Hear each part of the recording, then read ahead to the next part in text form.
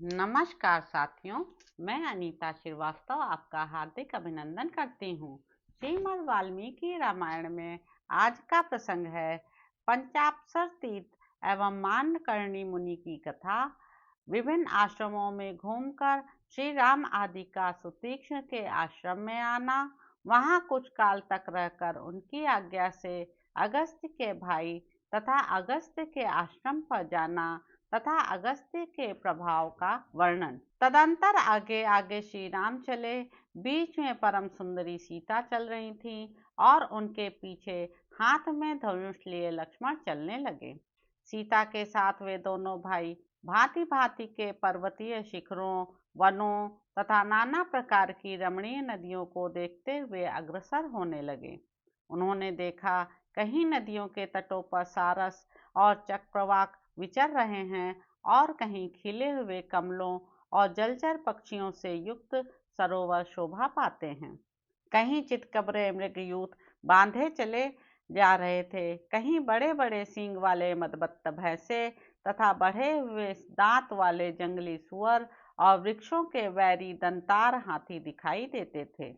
दूर तक यात्रा तय करने के बाद जब सूर्य अस्ताचल को जाने लगे, तब उन तीनों ने एक साथ देखा सामने एक बड़ा ही सुंदर तालाब है, जिसकी लंबाई चौड़ाई एक एक योजन की जान पड़ती है। वह सरोवर लाल और श्वेत कमलों से भरा हुआ था। उसमें क्रीड़ा करते हुए झुंड के झुंड हाथी उसकी शोभा बढ़ाते थे तथा सारस, राजहंस और कलहंस आदि पक्षियों एवं जल में उत्पन्न होने वाले मत्स्य आदि जंतुओं से वह व्याप्त दिखाई देता था। स्वच्छ जल से भरे हुए उस रमणीय सरोवर में गाने बजाने का शब्द सुनाई देता था, किंतु कोई दिखाई नहीं दे रहा था। तब श्री राम और महारथी लक्ष्मण ने कौतूहलवश अपने साथ आए हुए धर्मभृत नामक मुनि से पूछना आरंभ किया। महामुने, यह अत्यंत अद्भुत संगीत की ध्वनि सुनकर हम सब लोगों को बड़ा कौतूहल हो रहा है। यह क्या है, इसे अच्छी तरह बताइए। श्री रामचंद्र जी के इस प्रकार पूछने पर धर्मात्मा धर्मभृत नामक मुनि ने तुरंत ही उस सरोवर के प्रभाव का वर्णन आरंभ किया। श्री राम, यह पंचाप्सर नामक सरोवर है, जो सर्वदा अगाध जल से भरा रहता है। मांडकर्णी नामक मुनि ने अपने तप के द्वारा इसका निर्माण किया था। महामुनि मांडकर्णी ने एक जलाशय में रहकर केवल वायु का आहार करते हुए 10 सहस्त्र वर्षों तक तीव्र तपस्या की थी। उस समय अग्नि आदि सब देवता उनके तप से अत्यंत व्यथित हो उठे और आपस में मिलकर वे सब के सब इस प्रकार कहने लगे, जान पड़ता है ये मुनि हम लोगों में से किसी के स्थान को लेना चाहते हैं। ऐसा सोचकर वे सब देवता वहां मन ही मन उद्विग्न हो उठे। तब उनकी तपस्या में विघ्न डालने के लिए संपूर्ण देवताओं ने 5 प्रधान अप्सराओं को नियुक्त किया, जिनकी अंग कांति विद्युत के समान चंचल थी। तदंतर जिन्होंने लौकिक एवं पारलौकिक धर्माधर्म का ज्ञान प्राप्त कर लिया था, उन मुनि को उन 5 अप्सराओं ने देवताओं का कार्य सिद्ध करने के लिए काम के अधीन कर दिया। मुनि की पत्नी बनी हुई वे ही 5 अप्सराएं यहाँ रहती हैं। उनके रहने के लिए इस तालाब के भीतर घर बना हुआ है, जो जल के अंदर छिपा हुआ है। उसी घर में सुखपूर्वक रहती हुई 5 अप्सराएं तपस्या के प्रभाव से युवावस्था को प्राप्त हुए मुनि को अपनी सेवाओं से संतुष्ट करती हैं। क्रीड़ा विहार में लगी हुई उन अप्सराओं के ही वाद्यों की यह ध्वनि सुनाई देती है, जो भूषणों की झंकार के साथ मिली हुई है। साथ ही उनके गीत का भी मनोहर शब्द सुन पड़ता है। अपने भाई के साथ महायशस्वी श्री रघुनाथ जी ने उन भवितात्मा महर्षि के इस कथन को यह तो बड़े आश्चर्य की बात है यूं कहकर स्वीकार किया। इस प्रकार कहते हुए श्री रामचंद्र जी को एक आश्रम मंडल दिखाई दिया। वहां सब ओर कुश और वल्कल वस्त्र फैले हुए थे। वह आश्रम ब्राह्मी लक्ष्मी से प्रकाशित होता था। विदेह नंदनी सीता तथा लक्ष्मण के साथ उस तेजस्वी आश्रम मंडल में प्रवेश करके ककुस्त कुलभूषण श्री राम ने उस समय सुखपूर्वक निवास किया। वहाँ के महर्षियों ने उनका बड़ा आदर सत्कार किया। तदंतर महान अस्त्रों के ज्ञाता श्री रामचंद्र जी बारी बारी से उन सभी तपस्वी मुनियों के आश्रमों पर गए जिनके यहाँ वे पहले रह चुके थे। उनके पास भी दोबारा जाकर रहे, कहीं 10 महीने, कहीं साल भर, कहीं 4 महीने, कहीं 5 या 6 महीने, कहीं इससे भी अधिक समय, कहीं उससे भी अधिक, कहीं आधे मास अधिक अर्थात 8.5 महीने, कहीं 3 महीने और कहीं 8 और 3 अर्थात 11 महीने तक श्री रामचंद्र जी ने सुखपूर्वक निवास किया। इस प्रकार मुनियों के आश्रमों पर रहते और अनुकूलता पाकर आनंद का अनुभव करते हुए उनके 10 वर्ष बीत गए। इस प्रकार सब ओर घूम फिर कर धर्म के ज्ञाता भगवान श्री राम सीता के साथ फिर सुतीक्ष्ण के आश्रम पर ही लौट आए। शत्रुओं का दमन करने वाले श्री राम उस आश्रम में आकर वहां रहने वाले मुनियों द्वारा भली भांति सम्मानित हो वहां भी कुछ काल तक रहे।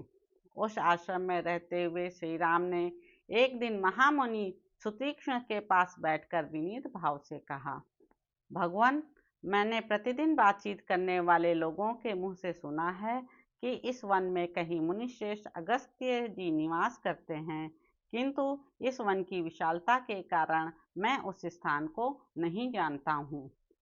उन बुद्धिमान महर्षि का सुंदर आश्रम कहाँ है?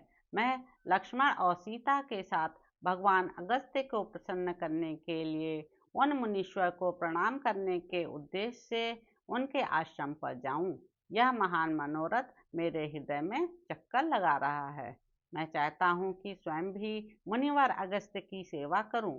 धर्मात्मा श्री राम का यह वचन सुनकर सुतीक्ष्ण मुनि बड़े प्रसन्न हुए और उन दशरथ नंदन से इस प्रकार बोले, रघुनंदन, मैं भी लक्ष्मण सहित आपसे यही कहना चाहता था कि आप सीता के साथ महर्षि अगस्त्य के पास जाएं।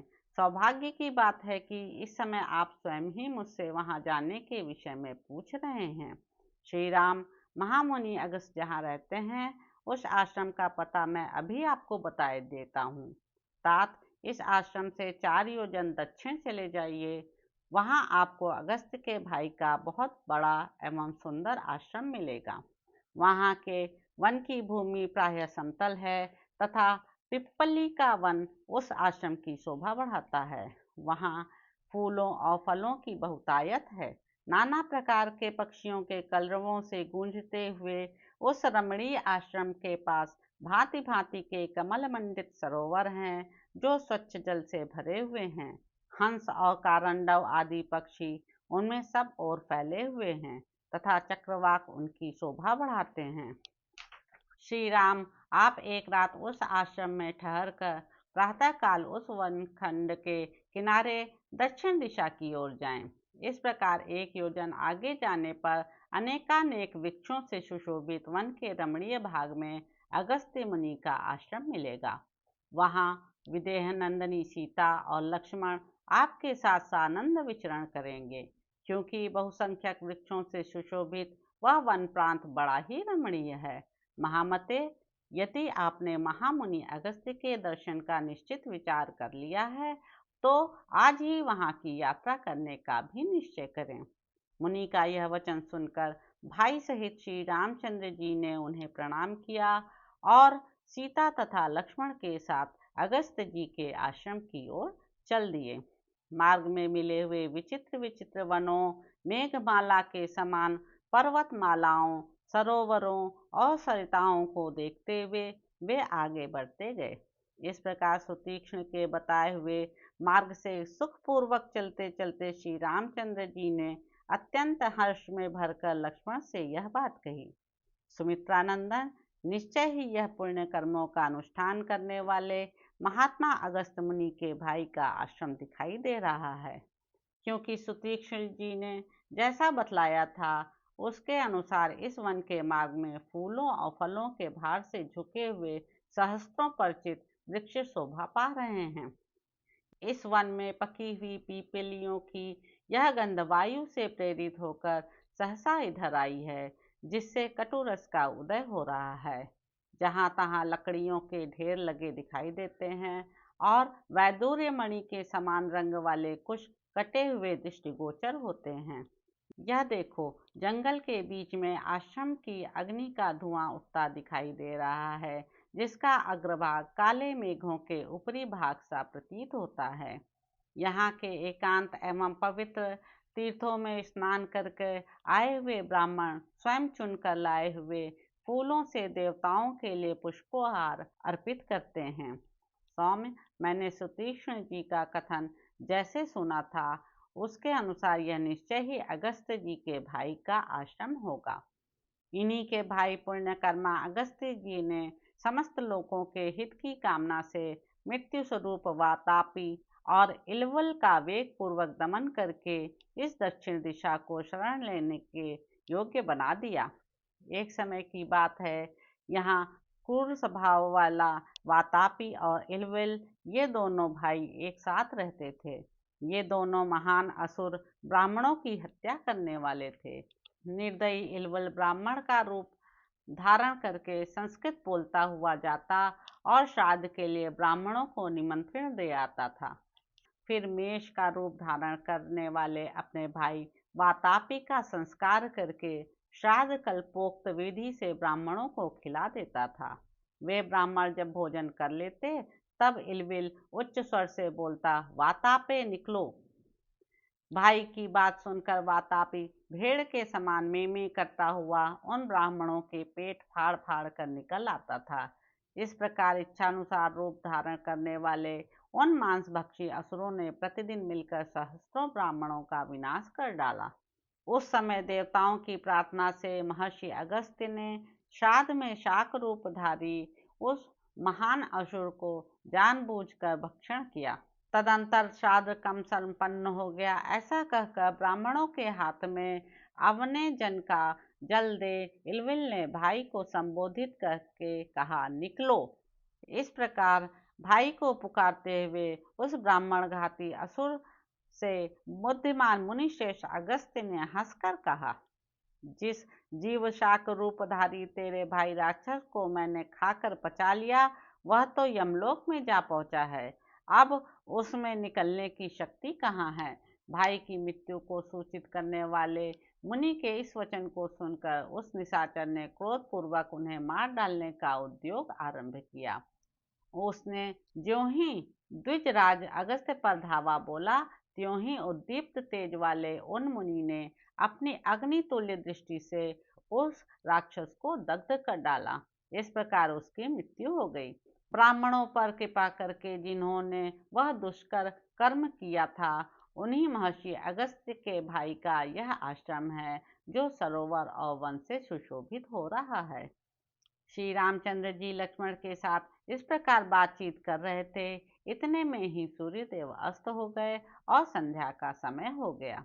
तब भाई के साथ विधि पूर्वक सायं संध्योपासना करके श्री राम ने आश्रम में प्रवेश किया और उन महर्षि के चरणों में मस्तक झुकाया। मुनि ने उनका यथावत आदर सत्कार किया। सीता और लक्ष्मण सहित श्री राम वहां फल मूल खाकर एक रात उस आश्रम में रहे। वह रात बीतने पर जब सूर्योदय हुआ, तब श्री रामचंद्र जी ने अगस्त्य के भाई से विदा मांगते हुए कहा, भगवान, मैं आपके चरणों में प्रणाम करता हूँ। यहाँ रात भर बड़े सुख से रहा। अब आपके बड़े भाई मुनिवर अगस्त्य का दर्शन करने के लिए जाऊंगा। इसके लिए आपसे आज्ञा चाहता हूँ। तब महर्षि ने कहा, बहुत अच्छा, जाइए। इस प्रकार महर्षि से आज्ञा पाकर भगवान श्री राम सुतीक्ष्ण के बताए हुए मार्ग से वन की शोभा देखते हुए आगे चले। श्री राम ने वहां मार्ग में नीवार, कटहल, साखू, अशोक, तिनिश, चिरीबिल्व, महुआ, बेल, तेंदू तथा और भी सैकड़ों जंगली वृक्ष देखे, जो फूलों से भरे थे तथा खिली हुई लताओं से परिवेष्टित हो बड़ी शोभा पा रहे थे। उनमें से कई वृक्षों को हाथियों ने अपनी सूंडों से तोड़कर मसल डाला था और बहुत से वृक्षों पर बैठे हुए वानर उनकी शोभा बढ़ाते थे। सैकड़ों मतवाले पक्षी उनकी डालियों पर चहक रहे थे। उस समय कमल नयन श्री राम अपने पीछे पीछे आते हुए शोभावर्धक वीर लक्ष्मण से, जो उनके निकट ही थे, इस प्रकार बोले, यहाँ के वृक्षों के पत्ते जैसे सुने गए थे वैसे ही चिकने दिखाई देते हैं तथा पशु और पक्षी क्षमाशील तथा शांत हैं। इससे जान पड़ता है कि उन भावितात्मा महर्षि अगस्त का आश्रम यहाँ से अधिक दूर नहीं है। जो अपने कर्म से ही संसार में अगस्त्य के नाम से विख्यात हुए हैं, उन्हीं का यह आश्रम दिखाई देता है, जो थके मांदे पथिकों की थकावट को दूर करने वाला है।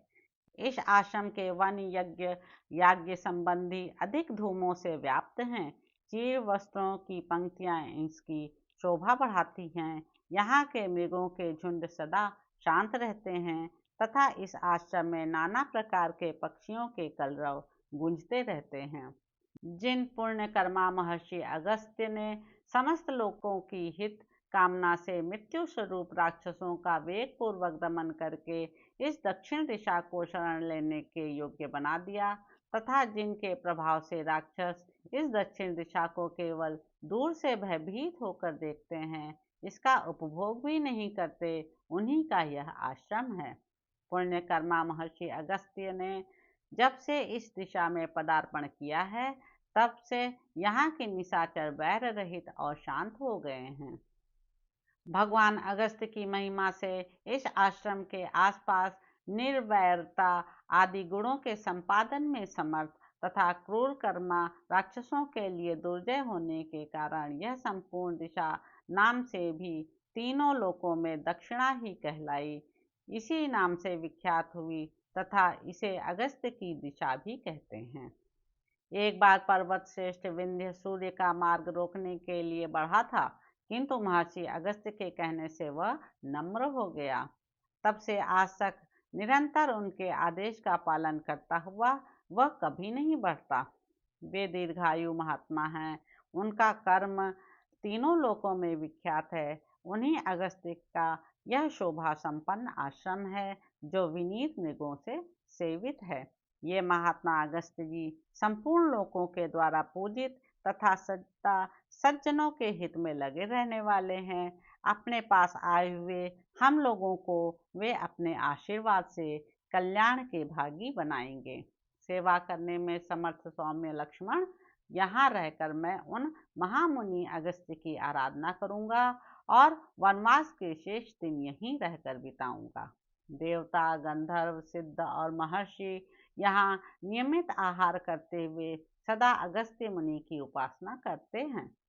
ये ऐसे प्रभावशाली मुनि हैं कि इनके आश्रम में कोई झूठ बोलने वाला, क्रूर, शठ, नृशंस अथवा पापाचारी मनुष्य जीवित नहीं रह सकता। यहाँ धर्म की आराधना करने के लिए देवता, यक्ष, नाग और पक्षी नियमित आहार करते हुए निवास करते हैं। इस आश्रम पर अपने शरीरों को त्याग कर अनेकानेक सिद्ध महात्मा महर्षि नूतन शरीरों के साथ सूर्य तुल्य तेजस्वी विमानों द्वारा स्वर्गलोक को प्राप्त हुए हैं। यहाँ सत्कर्म परायण प्राणियों द्वारा आराधित हुए देवता उन्हें यक्षत्व, अमरत्व तथा नाना प्रकार के राज्य प्रदान करते हैं। सुमित्रानंदन, अब हम लोग आश्रम पर आ पहुँचे। तुम पहले प्रवेश करो और महर्षियों को सीता के साथ मेरे आगमन की सूचना दो। तो इस प्रकार साथियों, अरण्य कांड में निहित 11वां सर्ग यहाँ पर समाप्त होता है। आशा है आपको यह प्रसंग अच्छा लगा होगा। मेरे YouTube चैनल संवाद विद अनीता को लाइक करें, शेयर करें, सब्सक्राइब करें। धन्यवाद साथियों।